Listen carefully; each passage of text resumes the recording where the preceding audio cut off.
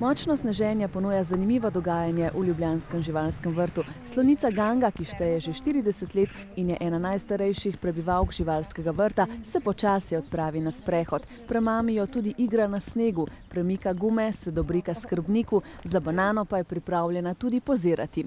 Ker prihaja iz toplega okolja, je na snegu lahko le omejen čas, pove biologinja. Nekje do 0 stopinj je lahko slonica zunaj, vendar samo, če je mehek sneg in na snegu je lahko največ kakšno uro, drugače je pa v notranjem ogrevanem prostoru, vedno pa ima na izbiro, a želi biti zunaj ali notri na toplem. Živali, ki prihajajo iz Evrope in severnega dela Azije, so lahko na mrazu dlje. Med njimi sta mačji pandi, ki se takole razveselita svežega bambusa, in sibirska tigra. V bistvu najraje spita in ležita. To delata nekako 20 ur na dan, 4 ure sta pa dejavna in takrat jih želimo pa tudi mi zaposliti. Med tistimi, ki so sneg izkoristili za igro, pa je tudi medvedka Pombi, ki zime ne prespi. Pri nas spijo samo, če je res so nizke temperature in veliko snega, pa če jih nehamo hraniti, ker pa jih celo zimo hranimo, so zato dejavni.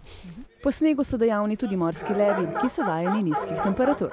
Morski lev je kalifornijski, v zimskem času dobita do 10 cm debelo podkožno plast maščobe in ta je toplotni izolator, tako da jih ne zebe v hladni vodi ali po hladnem morju v naravi. Srečali smo tudi zebre, ki takšnih temperatur niso vajene, in račke, ki veselo čofotajo po skorajda zaledenelem jezeru.